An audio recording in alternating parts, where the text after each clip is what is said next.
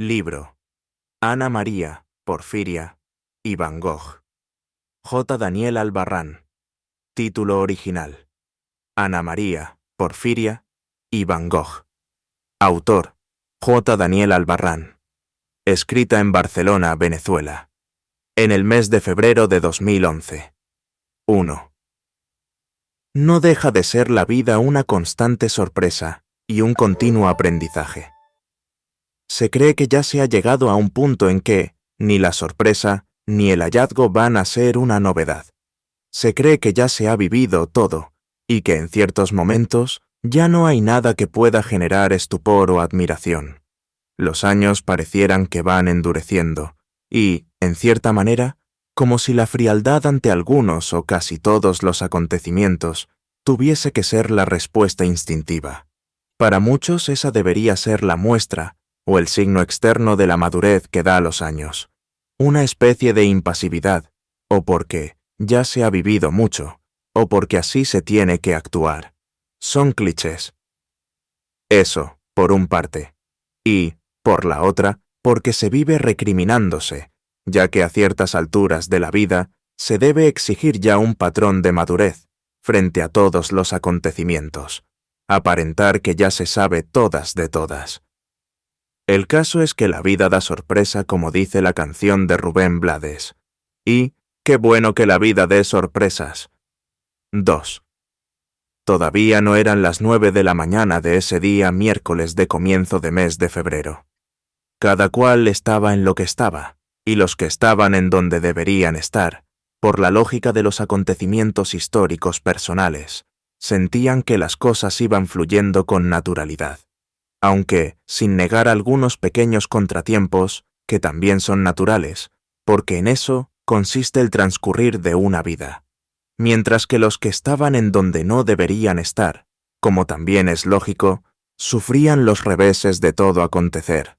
Si no, de manera inmediata, la experimentarían en el transcurso de los días, porque todo se nos viene, ya por sí o ya por no. Sea que estemos donde nos corresponde, o estemos desubicados, porque no nos corresponde ni el sitio, ni el lugar, ni el tiempo. Pero ya lo dice el refrán español de que cada cual con su cadaunada.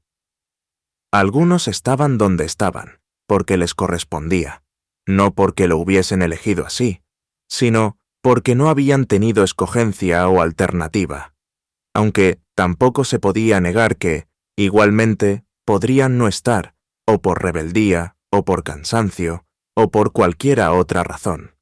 Otros estarían en lo que deberían estar, sintiendo la fuerza de la obligación, y aún así se beneficiarían, porque era donde tendrían que estar.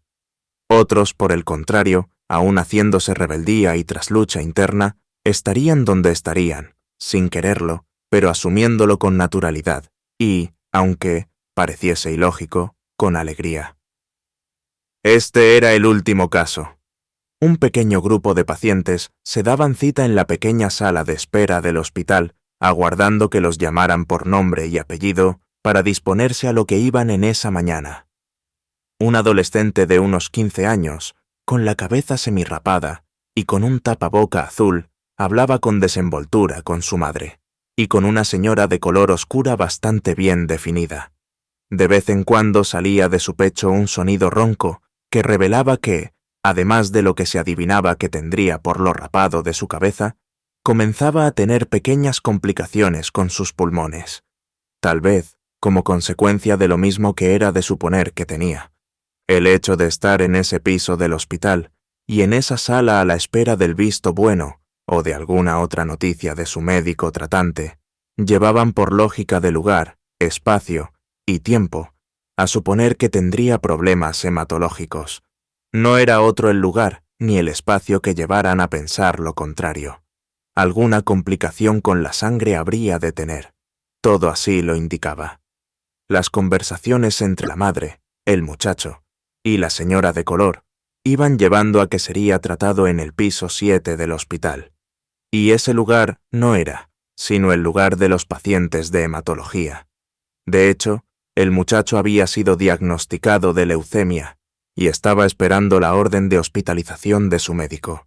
Ya tenía la almohada y la ropa de cama consigo y una maleta mediana de viaje repleta, y parecía tomárselo muy a la ligera, como si estuviese en un terminal de autobuses para disponerse a un viaje. La madre se veía preocupada, y su entrecejo con su mirada escudriñadora buscaba una explicación de madre que sufre por su hijo enfermo. El muchacho, por el contrario, se le veía deportivamente tranquilo. Tal vez su inocencia le favorecía a ver todo como nuevo y novedoso. La señora de color hablaba de su hija de 14 años que estaba en el piso 7, recibiendo tratamiento para su leucemia.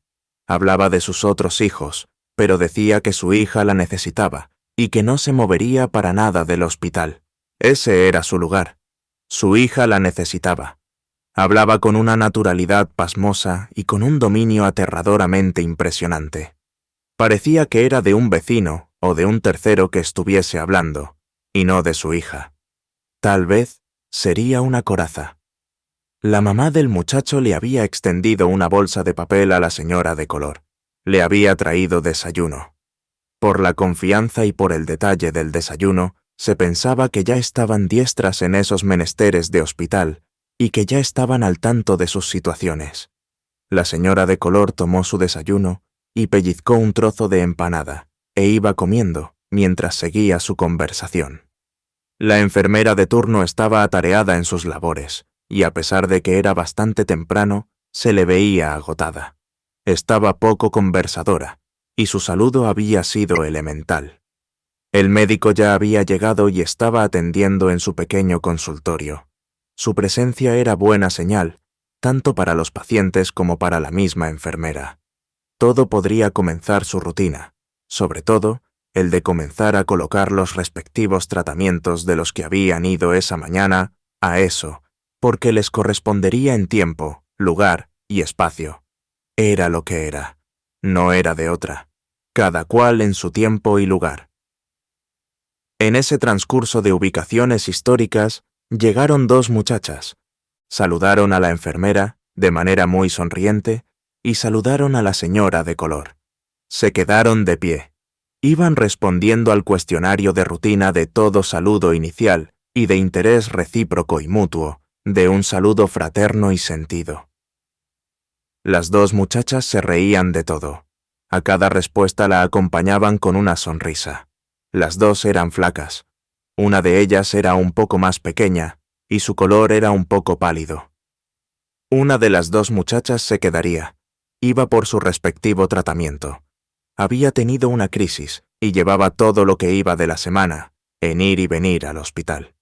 Ahora estaba mejor, y por poquito no se había quedado hospitalizada el día anterior. Venía a cumplir la parte que le faltaba. Estaba contenta por eso. Y se reía. De todo se reía. 3. En esa misma sala de espera del hospital estaba, entre otros, un señor delgado de color café oscuro. Su contextura y su altura le daban una elegancia natural. Había ido toda la semana, y ya era jueves ese día, para recibir transfusión de sangre por su problema. Esta vez tampoco la recibiría. Se hallaba en un gran problema, y era que no había traído donantes para cubrir y ayudar a abastecer el banco de sangre del hospital. Estaba en su obligación de buscar donantes. Tal vez vendría al día siguiente con ellos. Así se maneja esas realidades, porque hay que reponer. Por eso se llama banco de sangre, y en todo banco hay que meter para después sacar, porque de lo contrario no habrá ahorros. Es así, no hay de otra. Cestlaví. Estaba conocedor de esa verdad y realidad. No alegaba absolutamente nada. Reconocía que así era. Cada cual con su cadaunada. La señora de color, que hablaba y comía al mismo tiempo, estaba indicando que tenía que ir a buscar suero, y que el día anterior había recorrido medio hospital para ingeniárselas con algunas unidades de este vital medicamento en la aplicación del tratamiento de su hija, que no puede faltar, ya que por ahí es que se coloca toda la medicina, además de permitir el suficiente lavado de las venas y todo su recorrido del veneno que supone, y es todo el químico que se encarga de hacerle la batalla a ese tipo de enfermedades. Una muchacha que estaba junto a ella, en su lado izquierdo, y que también era paciente, dijo tener una botella de suero, y buscando en su bolso, sacó un envase de plástico que contenía lo que necesitaba la señora para su hija, y se lo extendió. La señora lo tomó y le dio las gracias, mientras seguía comiendo y hablando. El señor Delgado seguía sentado en la sala de espera. Tal vez estaría pensando a quiénes les pediría que fuesen sus donantes. Quizás que volviesen a ser donantes otra vez. O, a lo mejor, hasta pagarle para que lo fueran. O buscar otros. No era situación fácil y bonita para él. Su mundo era su mundo.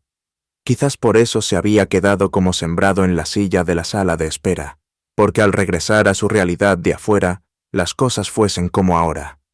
Tal vez peor. La enfermera había sido tajante y exigente. Él la comprendía. Por eso, y por muchas cosas más, de seguro, se quedaba callado. Quizás muy preocupado, y más todavía, pensativo. Nadie de los que estaban en ese momento en la sala de espera le dio la oportunidad de explicarse o de, por lo menos, gritar. Lo peor es que nadie se percató de que su silencio era arrollador y atornillador, para ahondarle más su situación y su enfermedad, que en ese momento le estaba asomando la posibilidad más cercana del fin, y todo a través de un túnel sin luces, o con muy pocas que le indicaran que había una salida. Simplemente habló con el otro señor que estaba esperando en el otro extremo del juego, de 3 sillas dispuestas para servir de acomodo y de descanso en la espera impaciente de paciente de hospital. La silla de en medio estaba vacía. Las sillas eran de color negro y eran un juego de 3, haciendo una mole difícil de mover y de arrastrar por una sola persona. Las sillas tenían huequitos. Hablaron los dos señores. El otro se enteró de la situación. Le comentó que era difícil. El señor Delgado no hizo gesto ni palabras de lamento ni de queja. No habló mal de la enfermera, tampoco del hospital. Muchos menos, habló ni se quejó de su estrella ni de su suerte. Tenía gallardía, tal vez mucho orgullo. No se le veía lo tanto que tenía por la gallardía elegante que reflejaba. Se pasó la mano derecha por la cara, como para tomar con ella toda la situación en sus manos y asirla, para sujetarla y estrangularla al mismo tiempo, o para espantar con ese gesto la mala noticia de regresarse sin la sangre que le aseguraría unos días más de tranquilidad. Habría que esperar al día siguiente, y no era mucho lo que se podría hacer, ya que sería viernes y vendría el fin. Y vendría el fin de semana, y no se podría traer los donantes, en caso de encontrarlos, y que quisiesen venir a darle una mano amiga en solidaridad con sangre. Para ello tendría que pagarles, como mínimo el pasaje de ida y de vuelta, y también el desayuno después de la sacada de la sangre. Hasta no se descartaría el almuerzo. La cosa no estaba bonita para él. Era mejor que gritara, que formara un escándalo en el pasillo, que llorara, que maldijera su mala estrella. La enfermera había sido clara y precisa, y le había recordado que tenía que traer donantes. Ese era el problema. La silla de en medio seguía vacía. Las 2 muchachas que habían llegado seguían de pie, semi-recostadas en la pared. La más alta de las 2 se reía. A cada respuesta de lo que conversaba le acompañaba una sonrisa. Casi todos tenían los ojos fijas en las 2 muchachas. También el señor Delgado, a pesar de que no tenía los donantes. Ellas, en todo caso, también tenían una situación complicada. 4. Las 2 muchachas hablaron entre sí. Se pusieron de acuerdo. Miraron sus relojes y decidieron la hora en que se volverían a ver en esa misma mañana.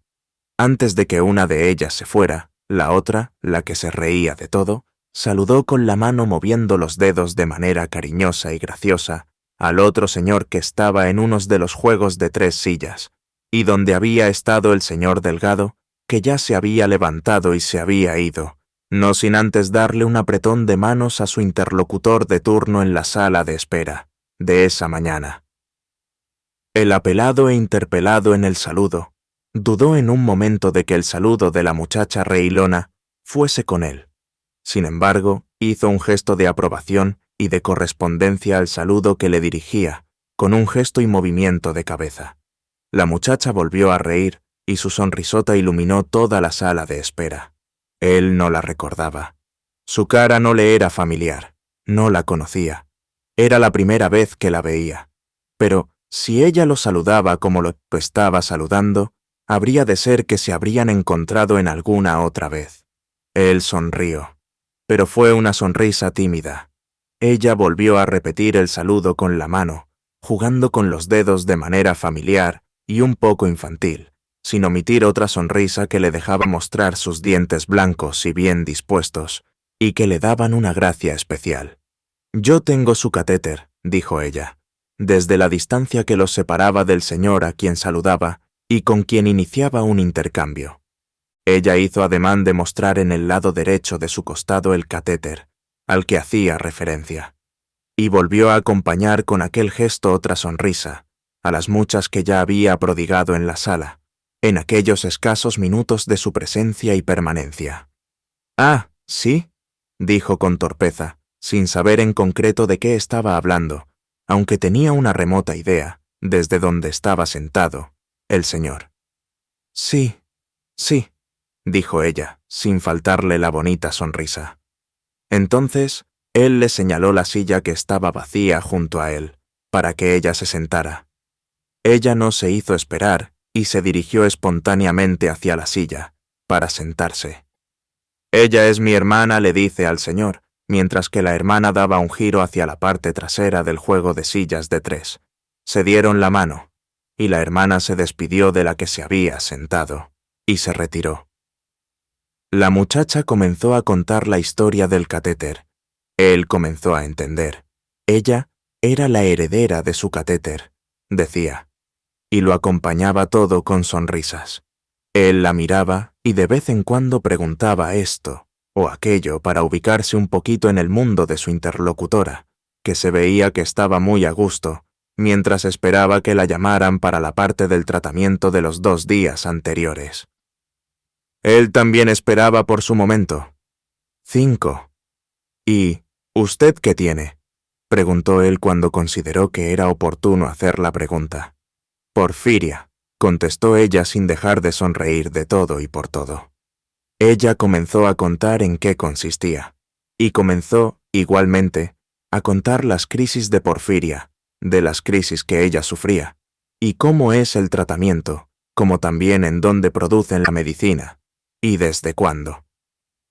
Las emociones fuertes le generan crisis, ya porque se ría mucho, ya porque se ponga triste, igual le da crisis de Porfiria.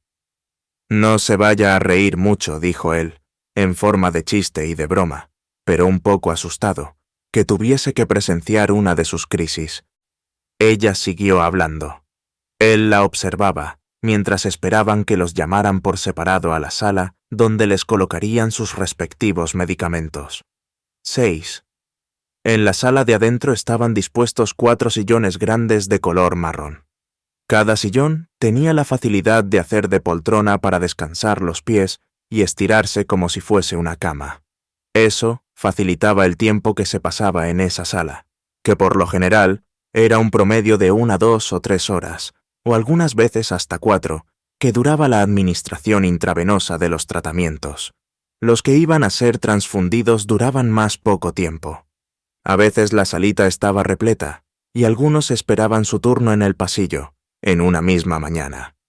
La enfermera estaba al pendiente de todo, comenzando por cualquier reacción de alguno de los pacientes, como de la administración por separado de cada uno de los procedimientos médicos. Salía a cada momento y volvía a entrar. Iba y llevaba informes, ya verbales, ya escritos al médico hematólogo en su oficina. Atendía y asesoraba a los familiares de los pacientes nuevos que esperaban en los pasillos. Cada vez eran nuevas las caras, porque eran nuevos los que padecían esto o aquello, en relación con deficiencias o inconvenientes con sus sistemas sanguíneos. Ella no comenzaba hasta que no llegara el médico tratante, que era uno solo para tanta gente.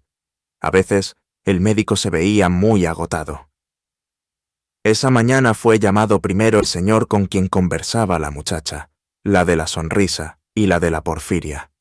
El señor tenía fama de ser cobarde a la hora de buscar la vena para el paso del tratamiento.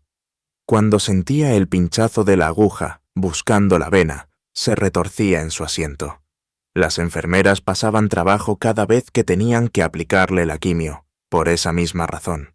No solamente era temor fundado, sino que sus venas casi desaparecían en sus brazos a la hora del pinchazo. Una vez, solamente en su brazo izquierdo, le habían hecho 18 agujeritos y no habían conseguido hacer la conexión necesaria para aplicarle el tratamiento. Habían intentado en su brazo derecho y después de otros pinchazos más, habían decidido buscar una enfermera amiga que trabajaba con niños para que viniera a buscar la vena, que había sido conseguida en la parte superior del brazo, a la altura del músculo de fuerza. Era famoso por esa peculiaridad y característica. Las enfermeras lo tomaban como un reto y como una victoria el día en que el señor no diera qué hacer con las venas. Eso explicaba la historia del catéter, del que la muchacha se consideraba la heredera, y que por más que le habían insistido los médicos, no había querido colocarse. Sus brazos tenían sus venas muy atrofiadas por el tratamiento de las quimioterapias, pero, aún así, se había resistido a la instalación del susodicho catéter. La sola idea de colocarse esa especie de guaya hueca por la parte del cuello, hasta llegar casi al corazón, le aterraba. No soportaba el pensamiento ni la idea de someterse a tanto sufrimiento. Prefería sufrir con los pinchazos en los brazos, muy a pesar de todo. Esa razón y ese conocimiento habían llevado a la enfermera de tomar la iniciativa de llamar al señor, de primero. Una vez sentado en su sillón, la enfermera mientras le tanteaba el brazo derecho y el señor le indicaba cuál lugar del brazo era mejor, la enfermera le había comunicado sus temores respecto a sus venas. Se rieron. El señor sintió un poco de vergüenza por su fama, pero así eran las cosas respecto a sus brazos. Una vez ya conseguida la vena e instalada la respectiva vía, comenzaron los medicamentos preventivos. La enfermera entonces salió a llamar a la muchacha para su debido proceso. La muchacha entró con soltura y desenvolvimiento, pues ya conocía el lugar. Se dirigió al sillón que daba hacia la ventana y se sentó en él.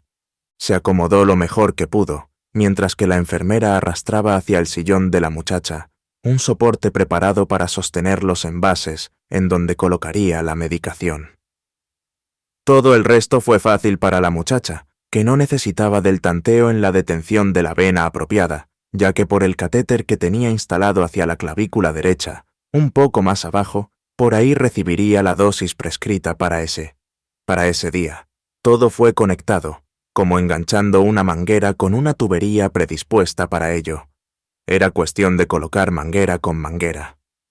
La muchacha y la enfermera conversaban amenamente. Hablaron del día anterior y de lo mejor que estaba ahora. Se rieron. No podían faltar las sonrisotas de la muchacha. El señor no decía nada, solamente miraba todo el procedimiento. Todo siguió su curso. Estaban todos los que eran, y eran todos los que estaban. Al cabo de unos 7 o 10 minutos, tal vez, el señor, por invitación y sugerencia de la enfermera, se cambió de sillón, junto al de la muchacha, hacia el lado derecho suyo. Los dos iban conversando, mientras tanto. La enfermera les encomendó a los dos de estar pendientes uno del otro, de cuidarse mutuamente, y de que ante cualquier inconveniente con la fluidez de los líquidos que ya ambos estaban recibiendo, que avisaran para intervenir inmediatamente. El señor había escrito un mensaje de texto y lo había mandado a algunos de sus amigos. Era un chiste. Pidió permiso a la enfermera para mandarle el mensaje que había escrito a ella. La enfermera había asentido, y el tono de su teléfono le anunciaba que estaba llegando un nuevo mensaje. La enfermera se metió la mano en su bata blanca de enfermera para atender el mensaje, y soltó ruidosamente una carcajada.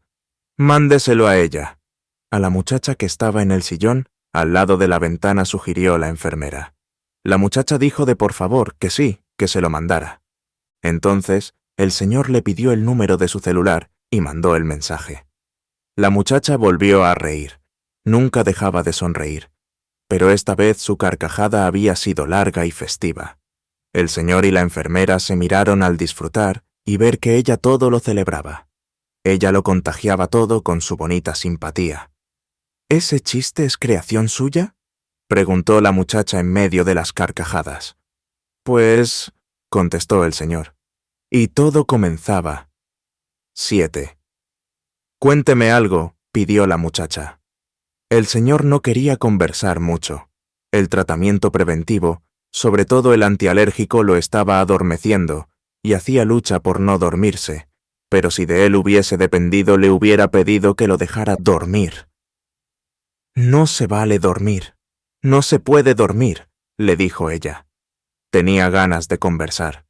Él comenzó a hacer el esfuerzo. Procuraba abrir más los ojos, pero sus párpados se cerraban solos. Él preguntó sobre la enfermedad de ella, para preguntar cualquier cosa. Ella comenzó a contar, y de vez en cuando le decía que no se podía dormir. No quería pasar como descortés, y él haría todo el esfuerzo para acompañarla. La enfermera daba sus vueltas y preguntaba si todo iba bien. En una de esas vueltas se estuvo un poco más, y por casualidades o coincidencias, la muchacha se quejó de un dolor en el pecho, en esa vez que la enfermera se había quedado. La enfermera, sin pensarlo 2 veces, salió deprisa a buscar al médico para contarle la inspectiva novedad con la muchacha, después de haber detenido el goteo de la medicina vía intravenosa. Entraron juntos el médico y la enfermera. «Tómele la tensión, por favor», indicó el médico. Así lo hizo de inmediato la enfermera y comprobó, e igual informó al médico, que se mantenía parado frente al sillón de la muchacha, que estaba muy baja. Dijo las medidas que indicaban el aparato medidor, después de escuchar por el estetoscopio que tenía pegado a sus oídos. «Aplíquele», y dijo el nombre de la medicina. La enfermera no se hizo de rogar y se dirigió al estante donde guardaba sus pertrechos y medicamentos. Fue directamente a una caja repleta de inyecciones, sacó una botellita de vidrio contentiva del medicamento indicado, buscó una inyectadora, metió la aguja punzante en la cabeza de la botellita, volteada cabeza abajo, y comenzó a sacar su milagroso líquido, que estaba ahí para hacer maravillas y salvar vidas. El médico seguía hablando, y en ese momento le estiró la mano izquierda al señor que estaba al lado del sillón de la muchacha. El señor y el médico se dieron la mano de manera deportiva y cariñosa. El señor no decía nada, solamente miraba todo lo que estaba pasando. De vez en cuando miraba a la muchacha, y ella seguía riéndose. Y él no entendía si en verdad estaba como decían que ella estaba, porque no hacía y no daba rastros externos de dolor, solo se reía. La enfermera se acercó al sillón de la muchacha y se puso en medio entre el sillón del señor y el sillón de la muchacha. El señor de momento pensó que se trataba de que él no viera cuando le colocaran la inyección a la muchacha. El médico, por su parte, seguía hablando. «Ahí está ella, haciéndose la guapa, para que no la hospitalice», dijo el doctor. «Sí, ella es pura risa», apuntó de inmediato la enfermera, mientras iba colocando por el catéter la inyección prescrita y administrada de ipso facto, sin pérdida de tiempo. La muchacha seguía riéndose. «Ahí, donde está», continuó el comentario, «el médico está que no soporta el dolor. Yo la conozco cuando ella tiene dolor. Se le arruga un poquito la frente. Mírela, mírela». El señor miraba callado y sonreía con algo de nerviosismo. La muchacha, de hecho, tenía la frente un poquito arrugada, pero seguía riéndose. Los ojos del señor bailoteaban de aquí para allá, como intentando encontrar una explicación. Miraba al médico que hablaba con tanta propiedad, soltura y dominio de la situación. Miraba la espalda de la enfermera que estaba administrando la medicina extra a la muchacha. La muchacha hablaba con la enfermera e igualmente reía. Pasaron algunos minutos. El médico seguía de pie y se apoyaba en el colgadero de hierro donde se colocaban los tratamientos para su circulación a los pacientes. El médico se dirigía al señor y conversaba con él, pero hablaba de la muchacha. Tal vez sería un recurso de médico experimentado ya en esos menesteres de emergencia, con esa postura para dar confianza a los pacientes y para tener absoluto dominio de todo, sin descartar algo de preocupación e inquietud de que las cosas en ese momento para la muchacha, no pasaran a mayores. Podría sufrir un infarto, y entonces ese momento se convertiría en una sencilla y declarada emergencia, cosa que complicaría realmente todo. Eso supondría, por lo inmediato, salir cargando en brazos a la muchacha para las instalaciones de la propia emergencia del hospital, para aplicar todo lo concerniente a una situación crítica y altamente peligrosa. Se complicaría todo. La muchacha fue reaccionando bien, seguía riéndose y seguía hablando. Volvieron a tomarle la tensión. Ya todo estaba controlado, había vuelto a la normalidad. El médico se retiró de la sala, pero antes le tocó los pies en un gesto amigable y cariñoso al señor, que no decía nada. No estaba para dar opiniones, ni las hubiese dado si se la hubiesen pedido, porque estaba asustado. Miraba a la muchacha y ella seguía riéndose de todo y por todo. 8. Ya serían como las 10 de la mañana. Todo volvió a la normalidad. La enfermera seguía volviendo a la sala por intervalos de tiempo para cerciorarse de que todo iba como tenía que ir. Preguntaba, y ante la respuesta afirmativa, hacía algún que otro comentario y volvía a retirarse. Algunas de las veces que la enfermera entraba a preguntar, no era necesario que hiciera preguntas, ya que los dos estaban instalados a sus anchas.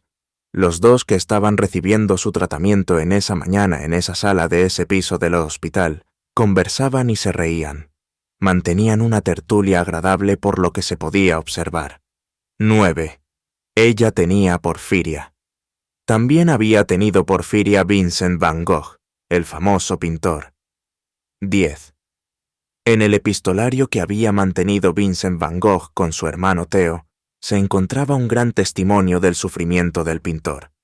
En sus cartas, el pintor iba perfilando su propia biografía, y sus cuadros y pinturas tienen que ser vistos simultáneamente con las maravillas y profundidades de ese epistolario, en el que, entre otras cosas, resaltaba la idea de que hay que encontrar bello todo lo que se pueda, ya que la mayoría no encuentra nada suficientemente bello. ¡Qué fe!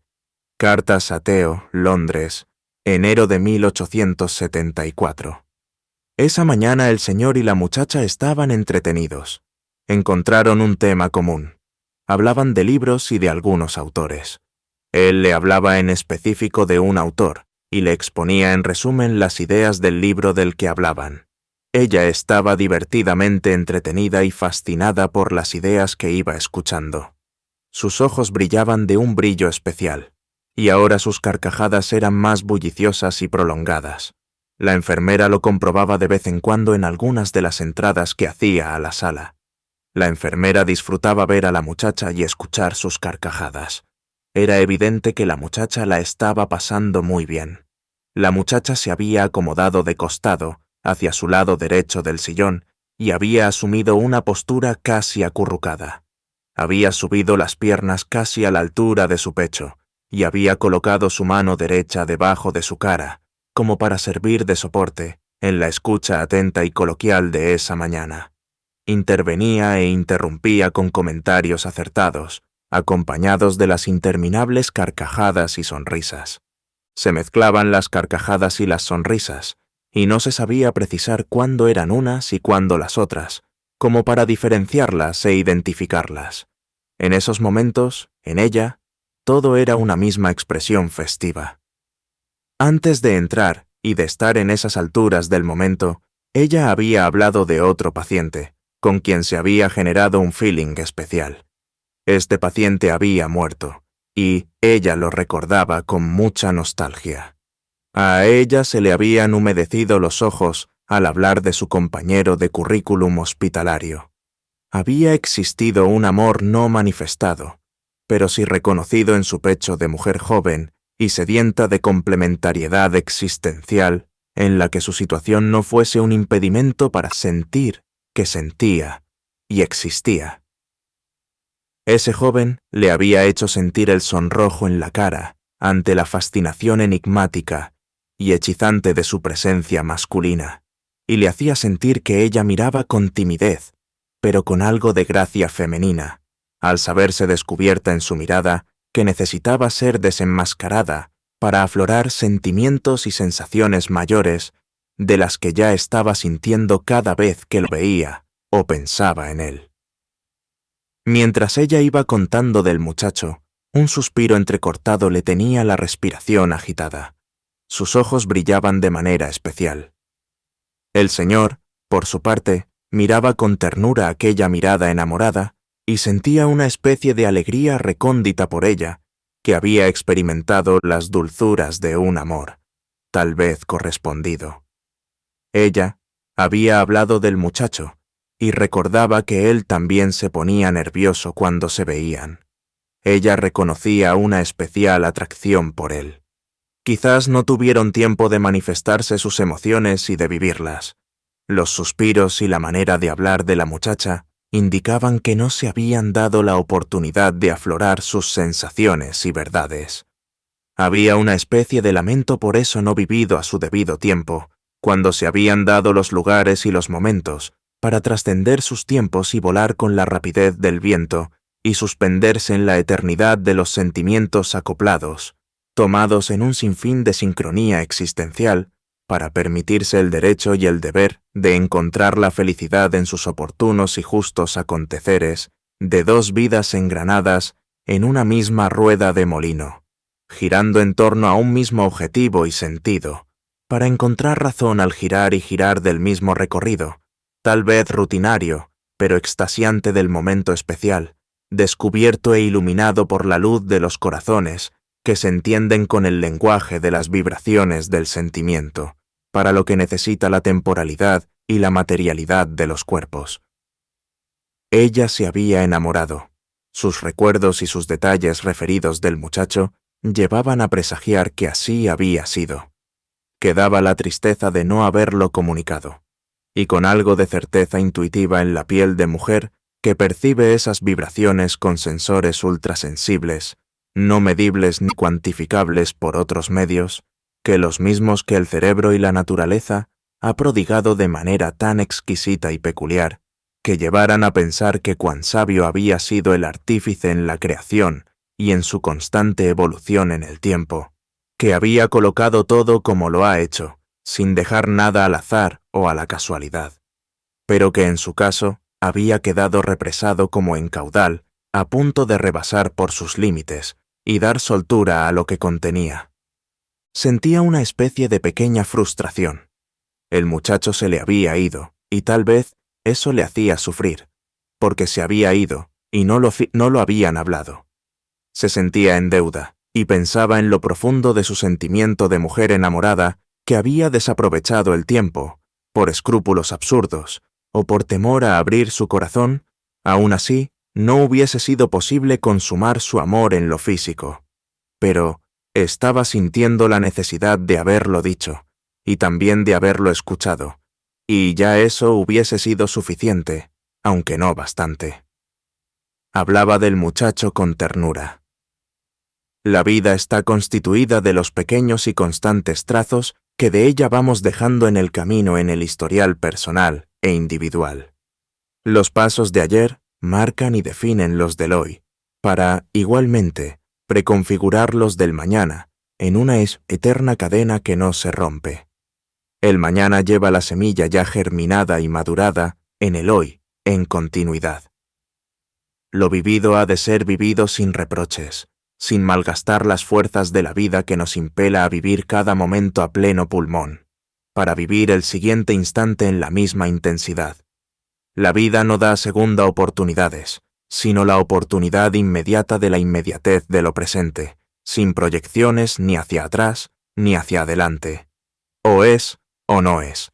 Las medias tintas manchan la perpetuidad del presente que nunca acaba, sino cuando acaba el tiempo para un determinado ser, al que se le acaba el espacio y el lugar, para pasar a otra dimensión totalmente nueva en esa tridimensionalidad del existir, en donde todo depende del lado del enfoque que se mire ese mismo hecho, ya de frente, o de lado, o en perspectiva, pero que no es sino determinado por el lado en que se mire la misma verdad, en dimensiones o en degradaciones en colores combinados, para igualmente experimentar que nada es como se ve, o como aparenta ser, porque en el siguiente instante se cambia de enfoque y de ángulo. Igual, con ello, se cambian las comprensiones, para hacer más compleja la relatividad de lo que se piensa, se siente y se quiere, y comprender que nada es más vulnerable que la cambiabilidad de las circunstancias en una esfera que nunca acaba de moldear, porque nunca tiene una figura estable, como cambia la luz con sus variados matices, para vivir en un eterno cansancio de cambios que liberan profundamente el alma y la desatan de prejuicios y de normas, que en nada ennoblecen y enriquecen, sino que encasillan a unos y a otros en posiciones absurdas de posturas a veces infranqueables por la riqueza de la experiencia del tú, como la única experiencia válida que permanece, aún por encima de patrones y prejuicios. Ciertamente cosas de locos que no buscan asirse, ni a nadie ni a nada, porque ni nadie ni nada valen la pena las ataduras de pensamientos, ni de siquiera de criterios para hacer vivible la vida en relaciones de tus, por sobre lo que fuese. No son los colores, ni las formas de plasmarlos, porque las paletas difieren una de otras en la amalgama de las combinaciones sin fin de las mezclas, que pudiesen pensar que esto así es mejor, y que aquello otro pueda que también lo sea, porque también lo es, porque las circunstancias tan cambiantes de un instante a otro, y de otro a otro, en instantaneidades de segundos irrepetibles, llevan a la sutileza de lo sensible a las cosas verdaderamente profundas, para no tener ni siquiera raíces, ni ramas, ni hojas, ni tallo, sino la maravilla de la constante búsqueda y encuentro al mismo tiempo, que generan inseguridades e incertidumbres, que liberan y atan en una trabazón incomprensible de un círculo en expansión y en intuición permanentes. Cosa de locos, ciertamente. Verdad esta, la del existir existiendo en intensidad plena y en intensa plenitud que marcan una eterna fuga en un eterno encuentro liberador y aterrador, por las inseguridades profundas del pensamiento y del sentimiento, que no dan un asidero que dé seguridad o descanso, porque no se descansa y nunca se cansa para descansar, o pretender con ello limitar la misma experiencia de continuar a lo que se siente obligado a no poder detenerse, por más que quisiera hacerlo, ya por necesidad de lógica del reposo y de la llegada que darían sosiego y alivio. Pero se trata de un continuar continuando, aún en la aparente pasividad, que no es sino un nuevo impulso al impulso que se lleva en esa fuerza de la energía que nunca reposa, ni en el reposo, que tanto se anhela y se aspira. Quizás por eso, o por otros motivos recónditos del ser mismo, no se puede ni siquiera pensar que se ha llegado, porque apenas el camino comienza a comenzar, y en esa experiencia nunca se acaba la marcha, dejando en una expectativa de lo que fue y no pudo ser, en lo que ya estaba siendo, porque así eran las circunstancias, cambiantes en la singularidad de la cromocosmogonía de la grandeza y sutileza entramada del presente eterno, que nunca deja de acabarse ni de ser, sino con la negación total de la falta de movimiento y movilidad de la funesta presencia de la muerte, y todo lo que ella supone y conlleva, en su inamovilidad atrapante y avasalladora, que lo inmoviliza todo. Porque la quietud es sinónimo de muerte, con su pasmosa presencia de putrefacción por donde hace su paso, sumiendo al ser que es movimiento por excelencia, en una negación total del más mínimo vestigio de latido y exuberancia, que es en sí el moverse en cualquiera de sus fascinantes facetas. Tal vez por eso es que se quiera conquistar la luz, y, tal vez, por eso y por otros muchos motivos más, la luz es la gran aspiración de ser que vive, porque todo ello es movimiento, pues la luz no es sino movimiento puro. Tal vez, por eso que donde haya movimiento, hay rayos de luz que iluminan y dan y justifican la vida, que no es otra cosa que la luz misma, como tal en su esencia en movimiento. Por eso es cromocosmogonía. Cromo, porque todo es una gama de colores que implican y suponen otras muchas subgamas de muchos colores, y que a su vez exigen y reclaman otras sin fin de gamas de coloridos hasta indescifrables y no descubiertos por el ojo humano, en el mundo de las luces, porque las combinaciones generan los colores, y estos en movimiento variable, como variables son las circunstancias de cada acontecer, que es y no es al mismo tiempo, porque no es asible, ni en la mayor pretensión de conseguirlo, pues en eso consiste, entonces, la grandeza y sublimidad del arte, como la expresión aún no plasmada en su perfecta plenitud, que lleva a seguir disfrutando de lo bello en una altura ascendente hasta la belleza misma, que mucho menos es asible, mucho menos encarcelable o encajonable, sino por las vibraciones sensoriales de los sentidos que poseen la magia y la virtud, de poder asimilarlo en esas instantaneidades fugaces en movimiento, que pasaron y pasan en la eternidad del presente mágico, que embelezan y engrandecen el alma en un arrebato de sorpresa y admiración insospechada y totalmente novedosa, de la espontaneidad producida por la luz, que atonta en la estupidez del asombro que llevan a la supersensibilidad del espíritu y de la mente y del cuerpo sensorial, que es por donde se capta todo, y sin el que nada de toda esa experiencia fuese posible. Quizás por eso que lo bello es bello en instantaneidad de segundos, que sólo se capta por lo sublime del momento en que se percibe, distinto del siguiente o del antes, porque se captura en la fraccionalidad vivida en intensidad de la unidad existencial. Es cuando el arte es tan vital como el aire mismo, o como la luz, para interpretar la belleza de la vida misma y en su plenitud. Arte como encuentro y como hallazgo en su ascendente, escalada de la perfección en evolución innegada y necesaria del hombre hacia una meta todavía no conseguida, pero en vías de ella, como fases nuevas de la tridimensionalidad que relativiza todo, en aras de futuro como fin inacabado y perfectible, siempre de la rueda que nunca llega a su inicio, para encontrarse siempre en constante movimiento en el perseguimiento de la luz, que nunca deja atraparse. Eso mismo vivido en el eterno presente lleva a la plenitud del momento, sin desfases ni desplazamientos. Eso parecía estar sufriendo la muchacha. Había dejado sus momentos sin vivirlos en sus respectivas oportunidades, y sentía algo de nostalgia.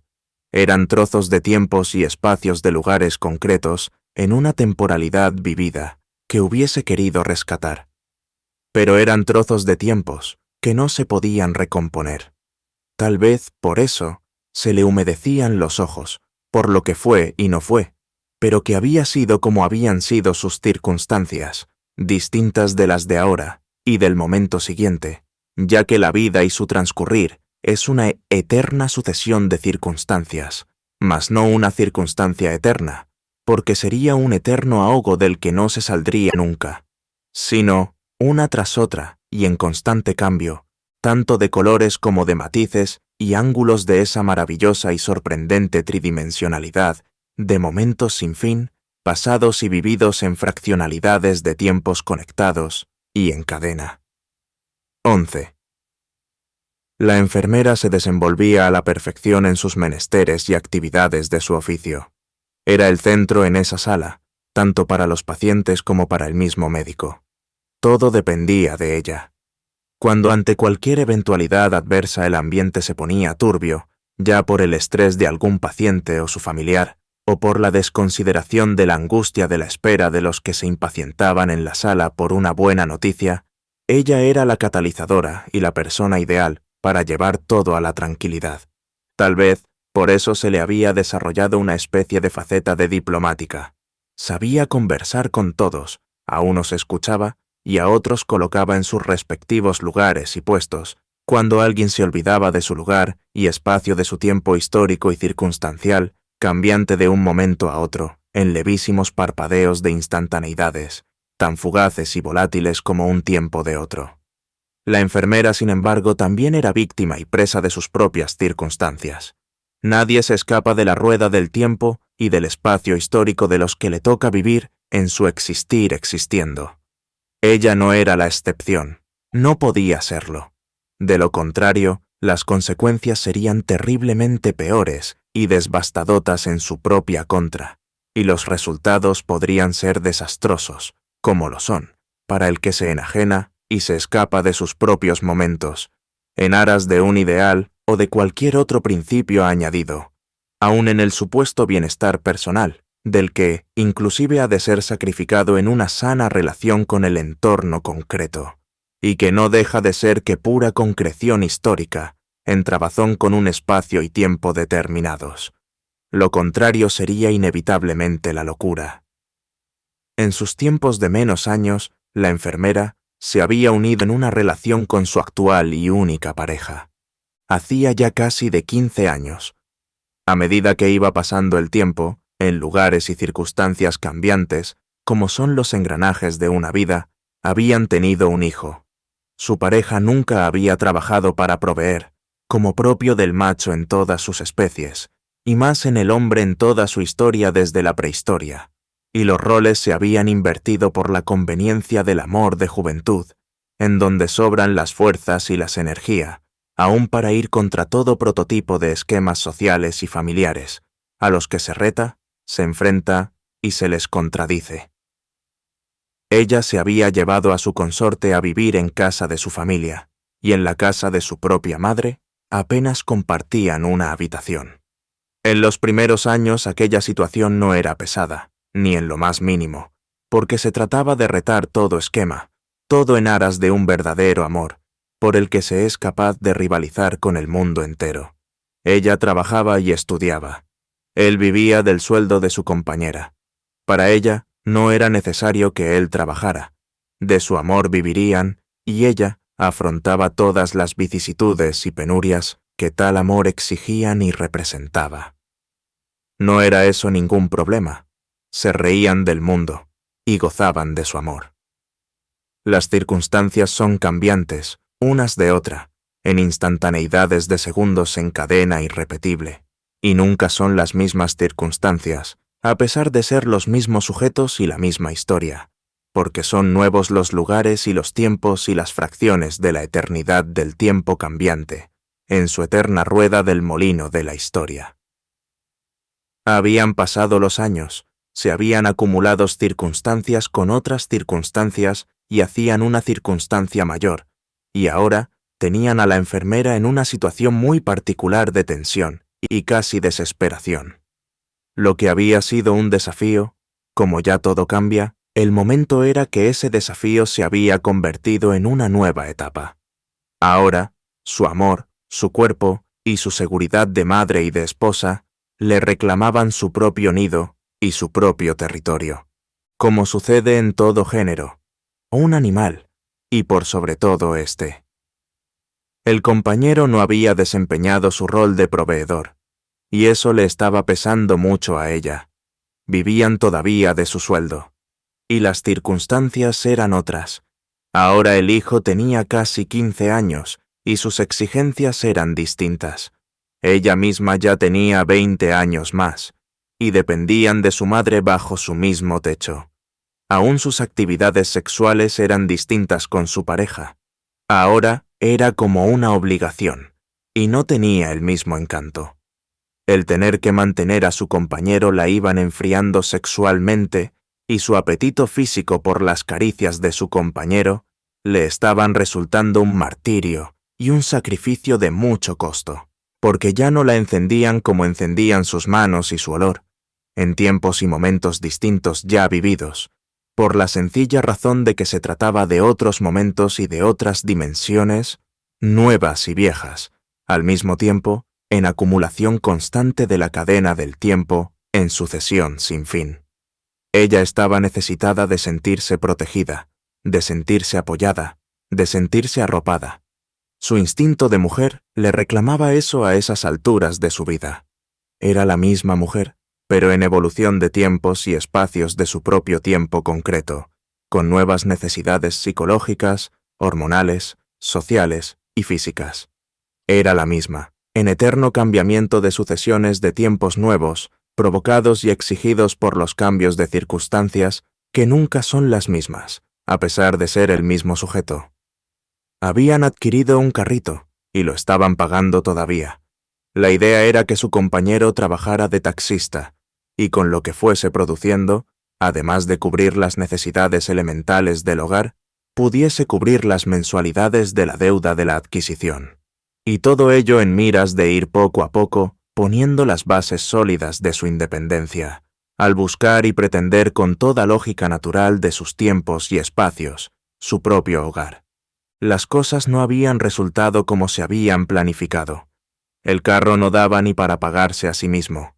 No alcanzaba el dinero que debería producir y apenas daba para cubrir el pago de sus propias reparaciones, porque desde un comienzo era más el tiempo que el carro estaba en el taller.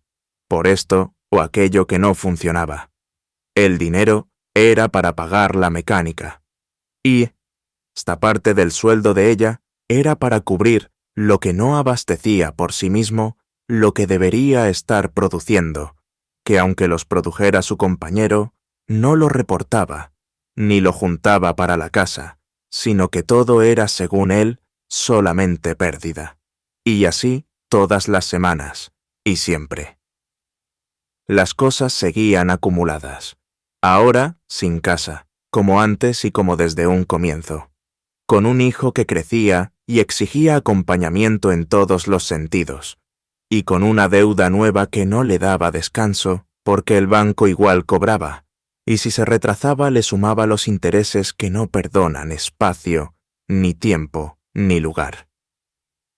Esa situación había sido motivo de disgustos. Su propia madre la enfrentaba y le recriminaba de tener un compañero que era un mantenido. Esa era la verdad. Ella había hablado con él y le había colocado varios plazos. Ya muchos plazos se iban acumulando, y las cosas seguían igual. Peor, porque se iban sumando a la suma de las circunstancias para hacer una mayor. La enfermera hablaba con disgusto de su pareja.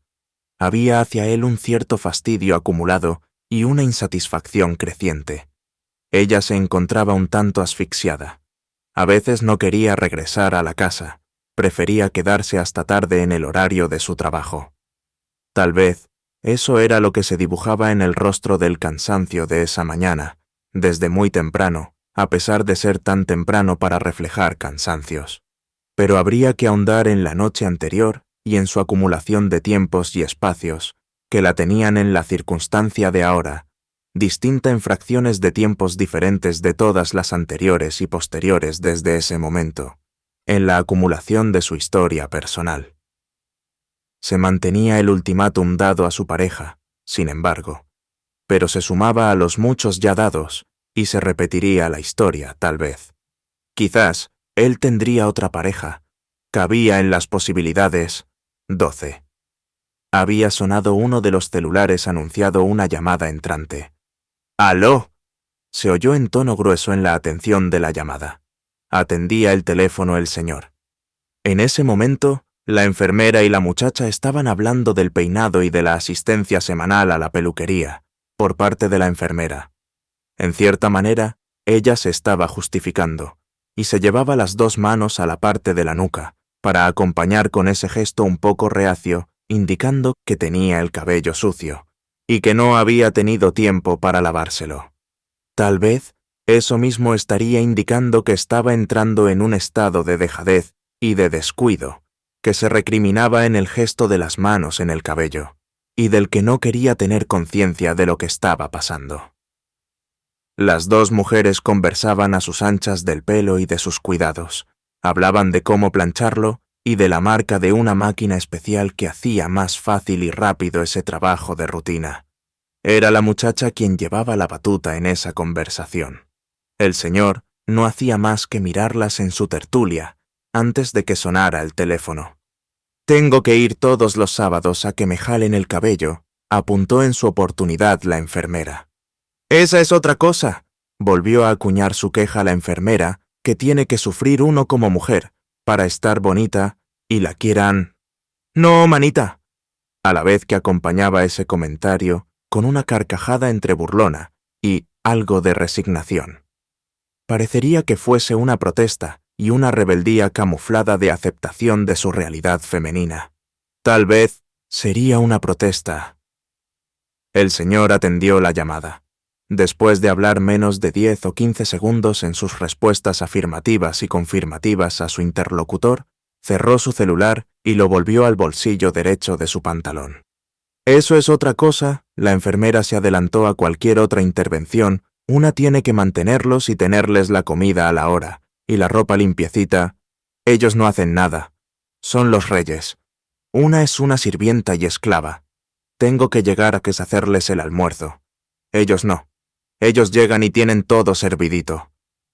Era un cúmulo de cosas represadas en la enfermera.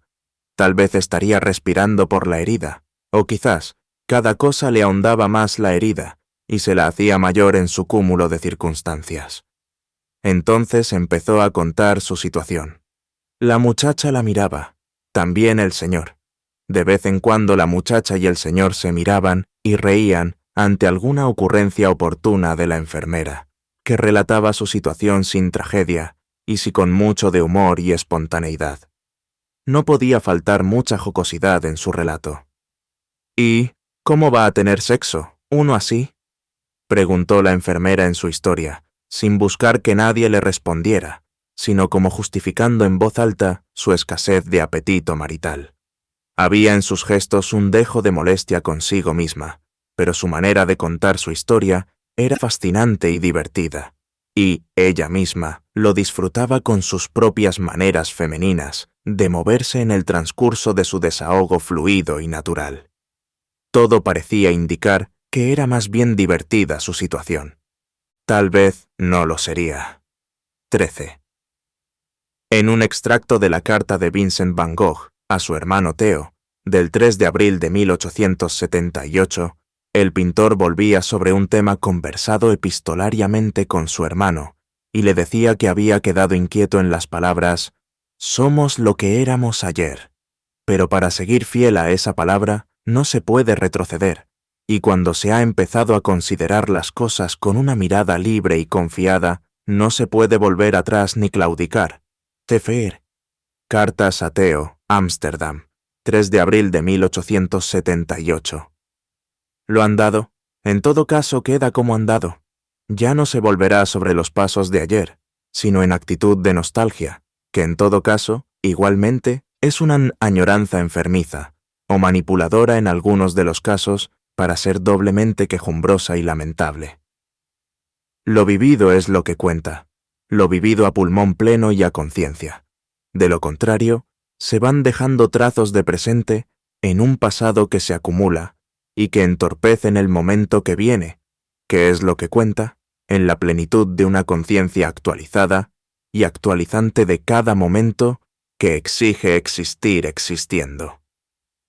Todo es cuestión de hacer de la vida el arte de vivir, para hacer precisamente que todo sea bello, aunque en sí no lo sea, por lo menos para trascender el espacio y el tiempo y el lugar. La muchacha tenía porfiria. Vincent van Gogh, según algunos estudiosos de su obra y su vida, afirman y sostienen que también tenía porfiria. Eso explicaba algunas reacciones de aparente locura y demencia del pintor. Eso mismo lleva a admirar y a querer su obra en el aporte del crecimiento de la humanidad, de manera muy especial.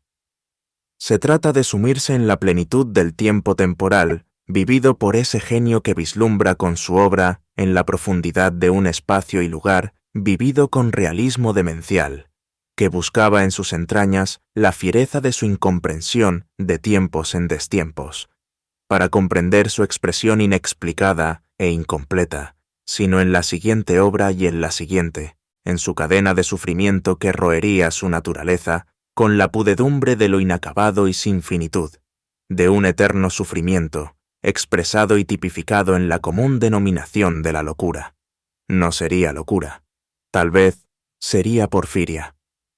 Es para quedarse pasmado y asustado frente a muchos de sus autorretratos que buscarían mitigar, tal vez, o dominar, o comprender, o asir con determinación y fuerza, a la fuerza que lo doblegaba con crueldad avasalladora, con la experiencia de un fuego eterno en lo más profundo de su hueco sin fondo, de una llama que no terminaba ni de aflorar en plenitud, para arrasar de una vez por todas para poner fin y agradecerlo infinitamente, como tampoco que se extinguía para dar descanso a su fragilidad que gritaría en trazos de sus brochas finas en su pulso manejado, para dar en cada tela el grito de la locura que le quemaba incesantemente y sin piedad. Tal vez no sería locura, tal vez porfiria.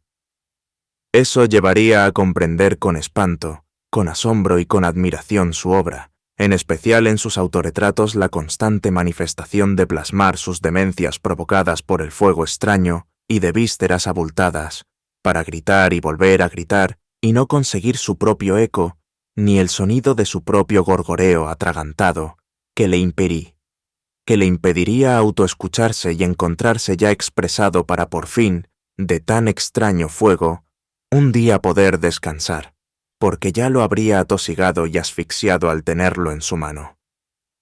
Tal vez, la oreja sería su propio obstáculo en escuchar eso mismo que no lograba susurrar, ni en el cuadro siguiente, ni en el otro. Tal vez no sería locura. ¡Ay, qué locos y cuántos que se han tenido! Y que no eran sino víctimas de sus tiempos, espacios y tiempos, y que nos llevan a sufrir y a padecer al comprender que eran circunstancias concretas de sus tiempos vividos. Tal vez no sería locura. 14. La muchacha estaba bien. Su tratamiento de ese día transcurría con normalidad, a pesar del pequeño incidente que la había colocado en las fronteras de un infarto. Ahí estaba. Conversaba con la enfermera cuando ella se adentraba en la sala. Conversaba con el señor, con quien mantenía una relación franca y directa. Parecían un par de enamorados por la sinceridad de la conversación y por la soltura con que todo se daba. El buen humor, que es necesario en los enamorados para despertar chispas de belleza en la tertulia más superflua y etérea, para encontrarle sentido al sinsentido de estar hablando de todo y de nada al mismo tiempo, pero deseando no alejarse el uno del otro, parecía estar reinando entre el señor y la muchacha. Había buena vibración y sintonía en la sala. Parecían enamorados, pero no lo eran, por lo menos en reciprocidad y correspondencia en el caso de haberse dado esa posibilidad en una de las partes. Pero no era sino un tiempo, un espacio y un lugar concretos de una circunstancia histórica, y se trataba de no dejar trazos de presente para intentar armarlos y reconstruir pasado ese momento, en otros momentos distintos de ese. Era asunto de presente en presente, exigiendo vivirse a pleno pulmón, como ha de ser cada convivencia y relación entre dos tú en plena comunicación. La muchacha se reía de todo y por todo. Tal vez no sería locura. Tal vez sería porfiria. 15. En la misma carta a Theo del 3 de abril de 1878, Vicent le escribía a su hermano, después de preguntarse y responderse él mismo sobre el significado de la frase «somos lo que éramos ayer», y de cuestionarse en relación del conocimiento de la historia como caudal suficiente para adquirir sabiduría y profundidad y convertirse en hombres profundos y espirituales, le comenta a su hermano que nuestro fin en primer término debe ser el de hallar un lugar determinado y un oficio al cual podamos consagrarnos enteramente. En esa misma carta le hablaba a su hermano del fuego inspirador que se debe tener para vivir la originalidad de una vida, y de la necesidad imperiosa de dominar bien un oficio y conocerlo, para desde ese mismo dominio poder dominar todos los demás. El que vive sinceramente y encuentra penas verdaderas y desilusiones, que no se deja abatir por ellas, vale más que el que tiene siempre el viento de popa y que sólo conoce una prosperidad relativa, decía en la misma correspondencia. En esas personas se comprueba la manera más visible de un valor superior, indefesi favente Deo. Y es cuestión de volver a los trazos enigmáticos del pintor en sus cuadros para mirar y sorprenderse en la estupefacción de la sorpresa misteriosa, que encuentra a través de los impresionantes sensores, más enigmáticos aún, de los sentidos que lo captan todo en la rapidez de un parpadeo que permite registrar para después procesar los hechizos de esos detalles que capta y asimila igualmente, y con majestuosidad, la grandeza sutil que lo mueve a seguir contemplando sus obras y sus cuadros, como paralizado y hechizo de la magia que lo inutiliza aparentemente, pero que lo transforma al hacerlo y convertirlo en un contemplador activo sin saberlo, sino en la profundidad de las conexiones cerebrales que activan un sinfín de mundos de colores en la inmensa gama de la cromocosmogonía, a través de la que mantiene la estrecha conexión y comunicación de los sentidos en una maravillosa expectación que es saboreada sutilmente en el diálogo de dos seres que se comunican en un diálogo perfecto e intuido. Tal vez, por ese mismo hechizo electrizante en descargas de corriente imperceptibles y de muy baja frecuencia para ser cuantificable por instrumentos de medida inventados, sino por las ondas mismas del cerebro, a través de la multiplicidad sensorial que lo capta y asimila todo y en todo, es que se da ese incomprensible diálogo del pintor que lo ha plasmado todo desde su penuria, carencia y sufrimiento, transmitidos en el trazo de la tela que refleja su necesidad de dialogar, en el grito del color de la pincelada, que transmite lo que le quema por dentro, y que lo impela, al mismo tiempo, a buscar interpretar lo que él mismo ni siquiera precisa ni comprende, sino en pinceladas secuenciales de un dolor captado y transmitido, pero inacabado en su eterno penar, que lo obliga a seguir en el siguiente cuadro, a pesar de que ya pareciera que estaba hecho, y todo fuese un mismo repetir del objetivo ya plasmado, pero que no está agotado todavía, porque no se le agota nunca la penuria en sufrimiento de su constante padecer. Precisamente, porque en eso consista tal vez la energía y la fuerza del artista y del pintor, que transmite inacabadamente su eterno padecer, que nunca acaba ni se agota, ni con la repetición de la misma obra en apariencia, por ser distinta, igualmente la circunstancia y el momento en el tiempo, que lo llevara a plasmar lo que por sensaciones volátiles y escapadizas de la emoción le hicieran en algo comprender que lo comprende y lo entiende. Y quizás por eso es que vuelve a lo ya andado, y dando con eso mismo un adelanto en su camino ascendente de su autoencuentro nunca encontrado, sino en fraccionalidades de instantaneidades sometidas a la fragilidad y debilidad de la tridimensionalidad de un espacio, tiempo y lugar determinados, y fugaces como la luz en su inacabada experiencia de ser atrapada y permanente en un mismo tiempo y lugar, al mismo tiempo. Entonces ya no sería porfiria, tal vez sería locura, y con ello se cambian de lugar las situaciones y las experiencias, porque no se sabe si era primero la locura o si primero la porfiria, o si una determinaría a la otra y la condicionaría, o si una fuera la causa y otra la consecuencia. O ni para saber, tal vez ya no sería locura, como tampoco, tal vez, la porfiria.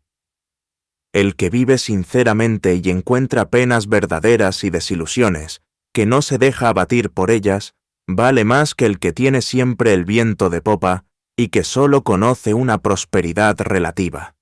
Y eso obliga a volver a mirar sus cuadros repetidos de sus autorretratos, para encontrar entre ellos sus sutiles diferencias, y con ello, igualmente encontrar nuevos sufrimientos expresados tal vez en el anterior, y mitigados o disimulados, o quizás con más fuerza de la constante, por ser siempre obras del mismo pintor. Tal vez ya no sería porfiria, tal vez sería locura. Y en ese eterno debatirse en su lucha encontrada e huidiza en la fugacidad de lo pasajero de suma, de distintos tiempos en cadena, sin dar tiempo de medirse para precisar qué es aquí, o qué es ahora, sino que es y no es, porque era y ya no fue y ya no era. Es, pero se esfumó en la imperceptibilidad de lo etéreamente pasajero. Es que vuelve a buscar, o intentar, por lo menos, plasmar lo que ya era de por sí tan volátil como la sensación en cadena de una transparencia de colores y de luz al mismo tiempo, que no se dejan atrapar sino por la experiencia de su misma intuición y profundidad que lo llevan a sentir lo que se siente, y que no logra comprensión, sino en la locura. Tal vez ya no sería porfiria, tampoco sería locura, sino Vincent van Gogh.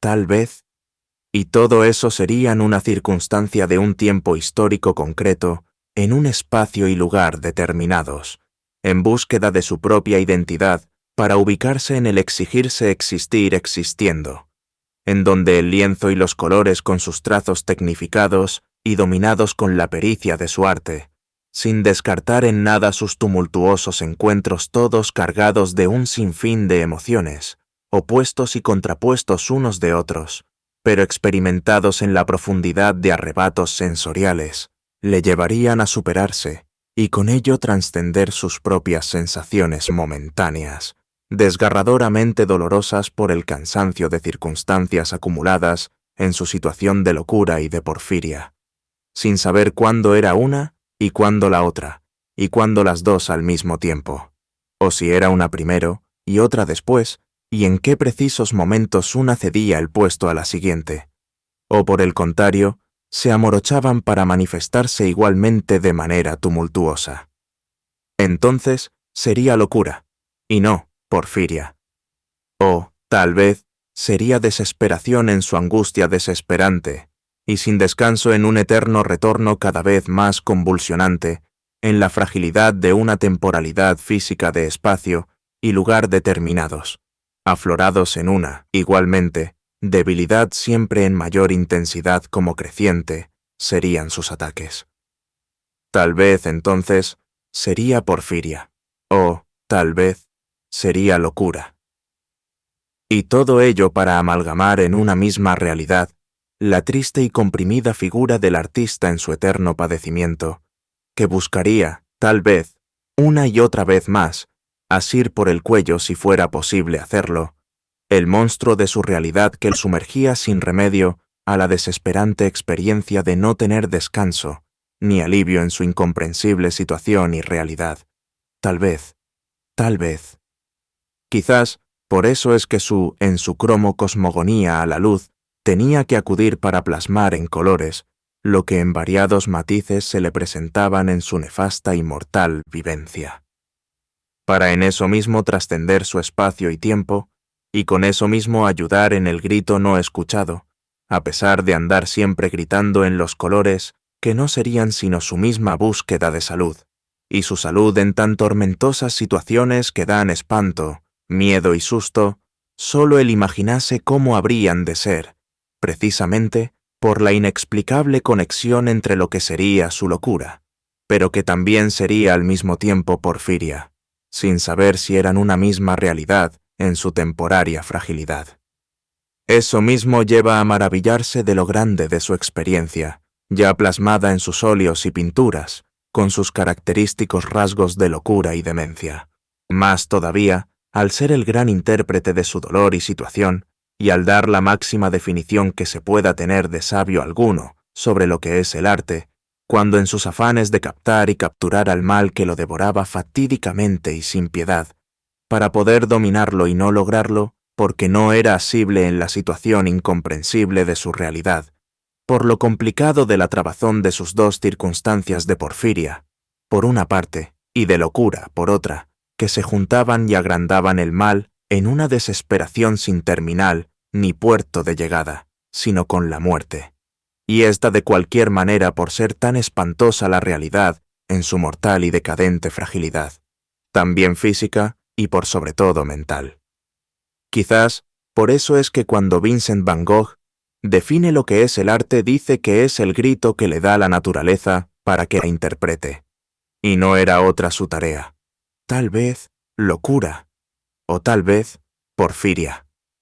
Y, entonces, no se sabe si estar agradecidos de porfiria, en el caso de Van Gogh, cosa que fuese terrible ese agradecimiento, en aras de una felicidad y una eterna angustia, o de su locura, o de su gran profundidad para trascender su tiempo, espacio y lugar, para hacerlo grande entre los grandes, como también grande en su incomprensión, pero grande en la admiración que se ha de tener por este pintor. Ya no sería la locura, ya sería Vincent van Gogh, del que son sin separación, ni locura ni porfiria, para comprender la grandeza de su obra, en su tiempo, espacio y lugar determinados, en la fraccionalidad de la más maravillosa todavía tridimensionalidad de las circunstancias que son y no son, porque se suceden en secuencia refulgente, como refulge y desaparece la luz en los colores de la inmensidad, y sorprendente perplejidad de un momento que es fugaz como fugaz, son los 388 momentos en eternas instantaneidades, que exigen vivir existiendo, sin dejar para otro momento el momento que se vive a plenitud, y sin dejar caer migajas de tiempos y espacios, para no querer tener que volver a destiempos a recoger lo que el tiempo devora, en rapidez cambiante de un momento a otro, sin anuncios ni paradas, porque la vida no da segundas oportunidades. Tal vez sería locura, tal vez sería... tal vez... 16. Ya serían un poco más de las 12 del mediodía. La enfermera iba recogiendo algunos de los instrumentos de su trabajo y los iba colocando en sus respectivos armarios. La señora del aseo estaba ya pasando la escoba por donde se lo permitiese los espacios, para ir adelantando en sus faenas de limpieza. El médico todavía seguía en su consultorio, porque todavía había en la sala algunos pacientes esperando que los atendiera. La muchacha ya había terminado de recibir su tratamiento y se estaba colocando un suéter mientras seguía conversando, sin faltar su sonrisa. El señor todavía esperaba que se consumiera todo el suero extra que le habían colocado para lavar bien las venas, como es la rutina en esos casos. Se estaba pasando de un instante a otro en los muchos de la instantaneidad vivida en esa mañana en esa sala, y en cualquier y todas las partes del mundo sin ser la excepción, de espacios, lugares y tiempos determinados, pero en cadena sin detenerse en nada, ni siquiera para reparar el momento recién andado. Continuidad de presentes de un eterno presente, vivido y transitado en fraccionalidad de momentos. 17. «Ya sabe, el 9», dijo la muchacha al señor, quien asentía con un movimiento afirmativo de cabeza, a la vez que se retiraba y se dirigía a la puerta para salir de la sala en donde había estado toda la mañana. La muchacha le había lanzado un beso al aire al señor, con su característico sonido al pasar el viento por la boca cerrada en forma de hacer buches, y le batía la mano derecha de manera juguetona en la despedida. El señor le había correspondido con un movimiento reverencial de cabeza y de tronco, su gesto, e igual le batía la mano en señal de despedida, después de darle la mano a la enfermera y desearle buen resto de día, y de despedirse. 18. La muchacha tenía porfiria, también tenía su sonrisa. Tal vez no sería porfiria. El 9 la muchacha estaba de cumpleaños, y en la despedida no podía faltar ese recordatorio para que el señor le hiciera un detalle. Ese día el señor le hizo un detalle de mensaje a través de un teléfono celular prestado. No tenía saldo desde hacía 3 días, y no lo tendría por unos 8 días más. Tal vez menos, tal vez unos días más. 19. No conozco mejor definición de la palabra arte que esta. El arte es el hombre agregado a la naturaleza, la realidad, la verdad, pero con un significado, con una concepción, con un carácter, que el artista hace resaltar, y a los cuales da expresión, que redime, que desenreda, libera, ilumina. Un cuadro de Mauve, o de Maris, o de Israels, dice más, y habla más claramente que la misma naturaleza. Kefere. Cartas a Theo, Guasmes, junio de 1879. Palabras profundas que trascienden el momento inmediato en la cotidianidad, sin duda. Tal vez, por eso mismo, y por otras muchas razones y motivos, es que una persona es sensible a cada momento que le toca vivir existiendo. Se trata de esa misma tridimensionalidad de cada instante, distante del anterior y del siguiente momento. Tal vez, por eso y por otras sin razones más, es que el poeta en cualquiera de sus dimensiones, como el pintor, por ejemplo, capta lo que solo puede captar a través de sus sensores hipersensibles a cada cambio sutil de luces y de ángulos, y para los que el cerebro está ya programado por su misma naturaleza sensible. Tal vez, por eso es que vive entrampado en su propio mundo reprogramado cada vez después de cada experiencia en contacto con la realidad, y que lo sigue entrampando cada vez más en una cadena sin fin, en una continuidad de enlaces y trabazones que lo comprometen siempre con su experiencia profunda de embelesamiento con la misma naturaleza, de la que no puede escapar ni escaparse. Todo lo contrario, es la misma naturaleza que lo subyuga y lo somete, para que sea su intérprete. En el caso del pintor, en la sorprendente experiencia de buscar plasmar en sus colores la luminosidad que sus ojos y cerebro captan y asimilan, y que sus manos en fina y misteriosa conexión nerviosa y muscular llevan en la escogencia de este o cualquier otro matiz en el trazo dado, o por dar, y que se expresa en la tela o en el lienzo, para quedar igualmente insatisfecho porque pueda que se sienta que la escogencia de los colores no han transmitido fielmente la idea de la sensación sentida y experimentada en lo más hondo de su ser sensible. Habrá de ser entonces una eterna lucha, y, más aún, una eterna vida de vigilia, para no quererse perder del momento mágico, que habrá de ser en esa fuerza centrífuga que atrae y repela, al mismo tiempo, del encuentro y del hallazgo, en perfecta simultaneidad, de dos momentos de una misma sensación, que son, precisamente, la atracción hacia dentro y el empuje en el rechazo de una doble fuerza cósmica que lleva a la interiorización, pero que igualmente empujan hacia afuera para buscar exteriorizar esa riqueza de lo experimentado.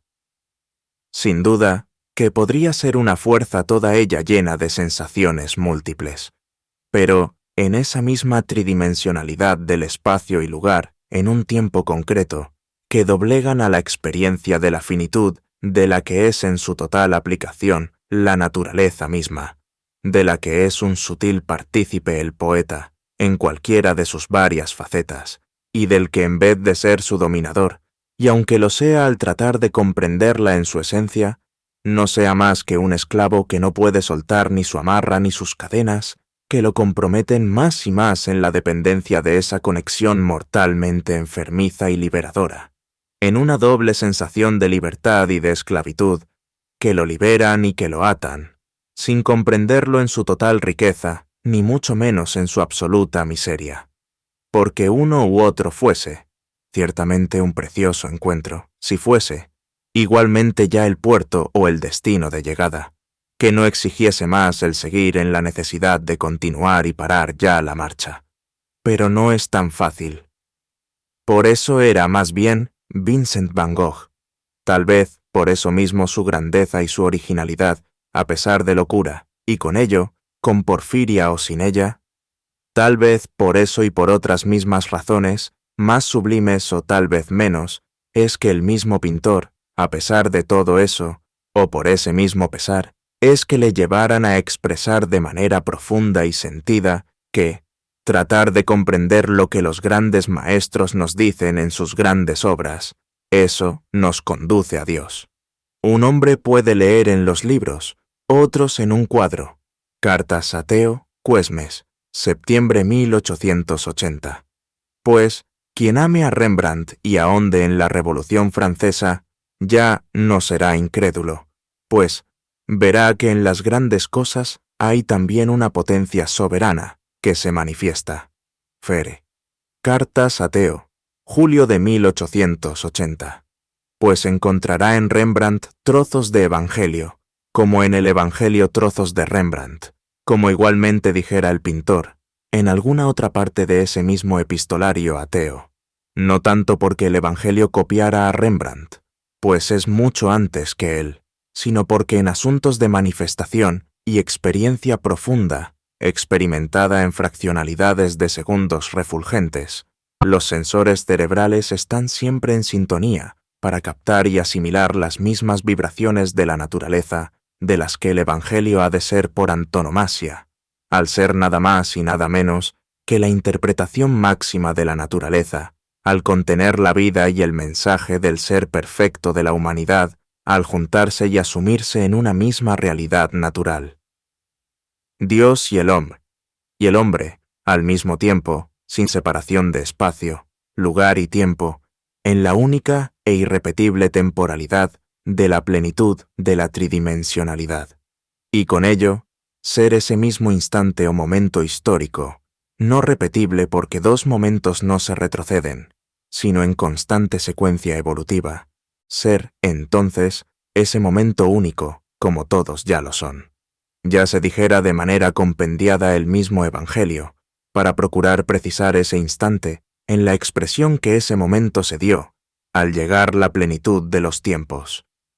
Precisamente porque en el arte se logra y se experimenta de manera sublime las profundas manifestaciones de la hipersensibilidad del humano que capta en dimensiones de colores las múltiples fraccionalidades de espacio, tiempo y lugar de un momento específico, muy particular en sí, y en nada parecido a cualquier otro momento, tan solo en la temporalidad de una circunstancia, y que como circunstancia es ya en esencia un eterno cambio, sin jamás detenerse, porque ni la naturaleza, ni la vida, dan segundas oportunidades, sino en la eternidad de un constante presente que fluye en esa misma tridimensionalidad. Y la pintura es arte. Como es todo arte, el contenido y la experiencia vivida desde la impresión y el sello de la fe, en un hecho histórico, toda la manera de transmitirse el mensaje del Evangelio, ya que en parábolas o en otras figuras literarias se comunica al hombre la profunda vibración del eterno cambio que experimenta el hombre, y del que es aplicación la primera de todas las bienaventuranza, cuando nos habla de que bienaventurados son los pobres de espíritu, precisamente porque está en la experiencia de la captación de la variabilidad constante de cada momento, en su riqueza de instantaneidades, que hacen que un mismo instante sea ricamente tridimensional, porque todo es profundamente un total cambiamiento de manera eterna. Entonces, es en los cuadros de Van Gogh, pero acompañados en la lectura del epistolario recogido a su hermano, es donde se comprenden la grandeza y la profundidad de su genio en la búsqueda de la interpretación de la naturaleza, que trasciende en su espacio y lugar en la variabilidad cambiante de su tiempo, y en donde, tal vez porfiria y locura, fuesen una misma realidad, o una fuese la causa y el origen, tal vez. Todo eso mismo obliga el querer volver a sus cuadros y pinturas para encontrar en la fugacidad de sus tiempos determinados y precisos de sus circunstancias, la ansiedad que experimentase el pintor en los colores que plasmaba en la tela con la que él mismo se trascendía al dar el siguiente paso, de eso que decía, pero que no cerraba en su diálogo interminable de su búsqueda y encuentro en la misma realidad. Hasta se podría decir, tal vez, que su locura sería una búsqueda encontrada para relativizar su propia experiencia y llevarle a la sed de la misma búsqueda encontrada y no encontrada, sobre todo en sus 43 autorretratos que pudiesen ser la constante de ese hallazgo y experiencia de un Dios que se esconde y se deja encontrar como es la auténtica experiencia de su amor, nunca encontrado. Tal vez. De ahí a admirar a los japoneses y su arte, quienes estudian solo un tema específico, como la brizna, por ejemplo, ya que la brizna de hierba lo lleva a dibujar todas las plantas, luego las estaciones, los grandes aspectos del paisaje, en fin, los animales, después la figura humana. Es algo que jamás aburre, ni parece nunca hecho a la ligera. Su trabajo es tan simple como respirar y hacen una figura con algunos trazos seguros, con la misma facilidad, como si fuera tan sencillo como abotonarse el chaleco. Casi al final de la carta del 17 de septiembre de 1888. Todo ello, tal vez, para insistir e insistir en la misma idea de que, si nos perfeccionamos en una sola cosa y la comprendemos bien, adquirimos por añadidura la comprensión y el conocimiento de muchas cosas. Que Fr. Ámsterdam, 3 de abril de 1878. Esto nos obliga a volver a la constante referencia de los autorretratos de Van Gogh, para contemplar las diferencias sutiles de uno y otro, pero que amalgaman y encierran en una misma línea sus sensaciones y percepciones tan sutiles, como diferentes fuesen los momentos distintos de su propia creación, a pesar de ser repetitivo el motivo y la motivación. Pero nada más lejos de su verdadera comprensión, y que en caso de que esa fuese la reacción instintiva del espectador de su obra, entonces no estaría comprendiéndose la importancia de lo relativo de la tridimensionalidad de un espacio, tiempo y lugar. Hasta esta misma repetición de esas ideas y palabras parecieran una repetición innecesaria, como tal vez innecesario o injustificado que el pintor volviese sobre la misma idea en 43 cuadros, en sus 43 autorretratos. Pero eso mismo, tal vez, exige la comprensión de esa tridimensionalidad ya plasmada para distinguir colores de colores, como de situaciones y circunstancias tan cambiantes unas de otras, en la fraccionalidad de un momento, que es tan único y diferente de todos los otros, y entre todos tan distintos de todos los que se presenten, en cadenas repetitivas de una misma realidad. Cosa de locos, ciertamente. Porque hasta se podría de entrada pensar que no hay diferencias entre el cuadro de su obra titulada Autorretrato con oreja vendada y pipa, por ejemplo, y el cuadro Autorretrato con oreja vendada, obras que pintara Van Gogh después de la famosa mutilación o automutilación de la oreja, porque por fin no se sabe con exactitud si él mismo se la cortó o se la cortaron. La diferencia entre estos cuadros, por ejemplo, podría ser la pipa, o en sus obras tituladas Autorretrato con pipa, en las que cambia de ángulo y posición. Ya en esos ejemplos se plasma el cambio de colores, de ánimos y de enfoques, y con ello se relativiza la profundización y hasta la misma interiorización que pudiese tener el pintor en cada momento de sus momentos específicos y concretos. Eso mismo se aplica a todas las realidades, y es lo que hemos dado la clasificación de tridimensionalidad de un espacio, lugar y tiempo en las fraccionalidades de segundos de un momento o de un instante, que lo hacen único e irrepetible, y tan distinto de cualquier otro momento, porque cambian las gamas de colores influenciados o impulsados por la diversidad de ángulos en perspectivas de futuro eterno en un presente que nunca deja de ser eterno presente. No se puede dejar pasar el momento. De lo contrario, se nos van pedazos de presentes no vividos y se suman en un pasado que no vuelve, sino en nostalgia enfermiza que desincronizan del hoy y ahora, que es lo que cuenta. Exige vivir existiendo y a pleno pulmón y conciencia. Todo eso se aplica a esta misma obra que desde un comienzo no es más que una aplicación de esas mismas ideas, como en el caso del que necesitaba los donantes que todo dependía de visiones y de ángulos, ya que ese solo hecho refrescaba y aplicaba esa tridimensionalidad de un espacio, lugar y tiempo, ya que para el pobre hombre no era tan sencillo como de ausencia de donantes, sino la inminencia y el recordatorio de su sentencia de muerte, que podría estar más distante si ese mismo día le hubiesen hecho la transfusión que necesitaba, cosa que pudiese haber dado por segura y cierta si todo hubiese transcurrido en el caso de que hubiese cubierto su deuda con el banco de sangre del hospital. Pero volvía a cambiar de matices de colores en sus inmensas gamas, en fracciones de segundos y en secuencias de momentos, unos tras otros en cadenas sin fin, al verse en la exigencia que la enfermera le hacía. Y, entonces, la enfermera en fracciones de momentos, pasaría en su percepción a ser amistosa, menos amistosa y hasta cruel, al punto de ser la negación de la vida por la que iba el hombre al hospital, y todo ello en límites imperceptibles de ráfagas de luces en colores, registrados en emociones por el sello machacante de parpadeos instintivos, pero percibidos por el cerebro, para hacer más que relativa la experiencia metamórfica de cambiamientos repentinos de emociones y experiencias de una misma realidad. Cosa de locos, ciertamente. Entonces, parecería que el ángulo de emociones dependiese de sus propias situaciones, y ya no era del que le faltaba a los donantes de lo que se iría a tratar, como tampoco de la enfermera, aunque de ellos igualmente se hablara.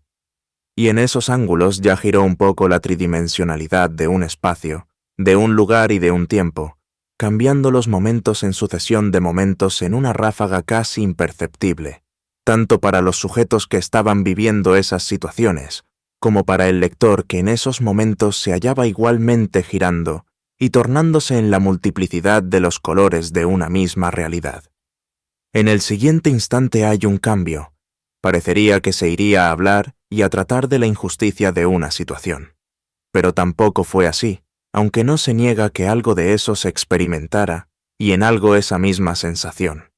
Volvía a cambiar en un instante una misma realidad, cambiando de dimensión, y que se ha llamado tridimensionalidad cambiante, como cambia un instante uno de otro, o como se esperase que se hablara de la señora que tomó la botella sesuero para su hija, pero tampoco.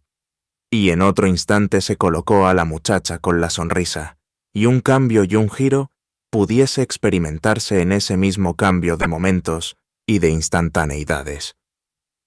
Al siguiente espacio apareció Porfiria, y se pensó que se hablaría de ella, pero solo se le ha nombrado, y no se dejará de sentir necesidad en este relato de saber en qué consiste y de alguna información. Pero tampoco, y ya ha habido en pocos instantes un sinfín de colores y sensaciones que han cambiado, precisamente, porque todo depende de la tridimensionalidad de un espacio, lugar y tiempo de una misma circunstancia. Entonces, no era de Porfiria que se iría a hablar.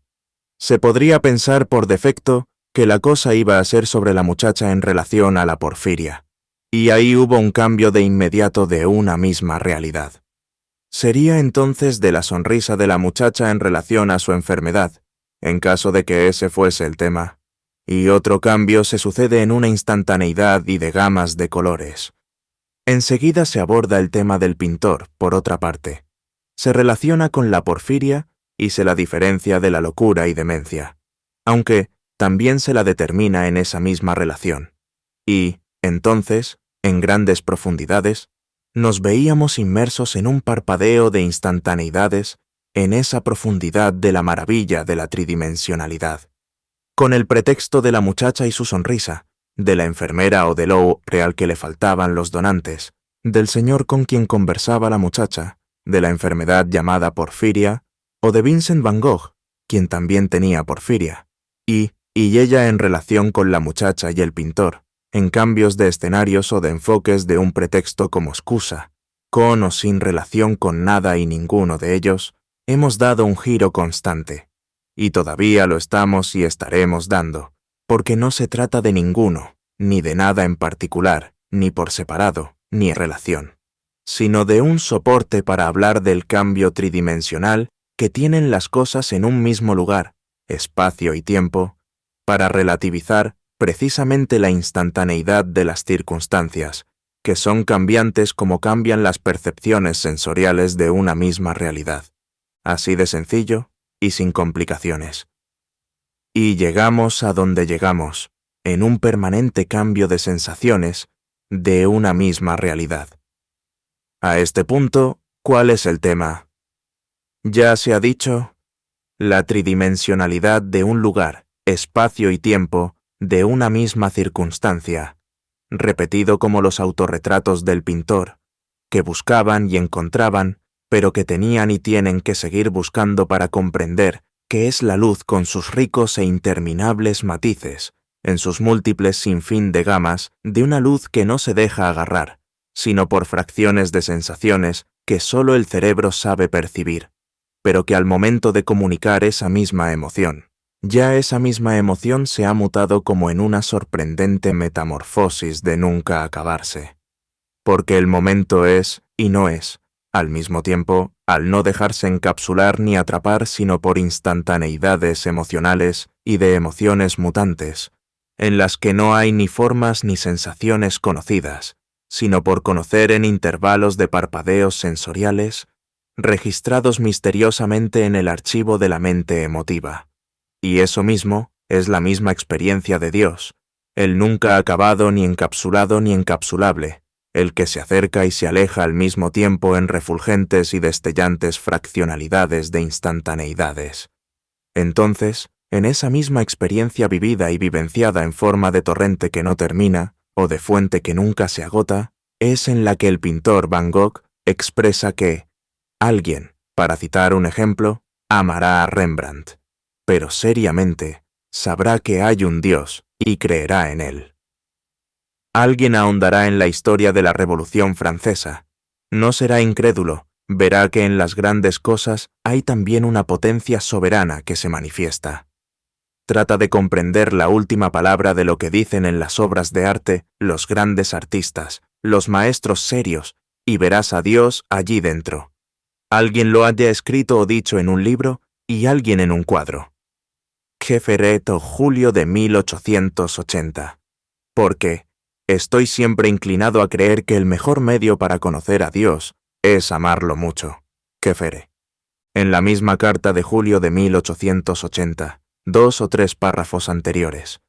En esa experiencia inacabada de encuentro y de hallazgo, en donde juega un papel muy importante la comprensión de esa repetida idea de la tridimensionalidad del espacio, lugar y tiempo que se sucede en fraccionalidades de instantaneidades fugaces y parpadeantes como la misma experiencia de la luz, que nunca es la misma en la gama de sus infinitas subgamas de colores, distintos entre sí, como fruto de sus interminables mezclas y de sus interminables y nunca a punto de acabarse luminosidades que sorprenden, hechizan y embelesan, para liberar y esclavizar al mismo tiempo, y que en expresión verbal del mismo pintor ya se ha dicho cuando se dijo que el arte es el hombre agregado a la naturaleza, la realidad, la verdad, pero con un significado, con una concepción, con un carácter que el artista hace resaltar y a los cuales da expresión, que redime, que desenreda, libera, ilumina, pero que también crea dependencia, porque es la misma naturaleza su fuente, su fin, su objetivo, su metamorfosis y su misma transformación de la que nunca podrá, ni quiere, aunque lo desee ardientemente y de manera visceralmente desgarradora, ya que a ella tenderá por su misma sed y hambre de ella. Y eso mismo es la auténtica experiencia de Dios, como experiencia auténtica, que es sentida y percibida, pero que es fugaz como la luz, siendo Dios esa misma luz como experiencia. Experiencia mística, desde la misma finitud y transformación metamórfica que llevan a la naturaleza, creando fidelidad a ella y dependencia de ella, y de la que nunca se podría separar, porque sería la negación misma de esa experiencia relacional de constante ligazón y separación simultánea.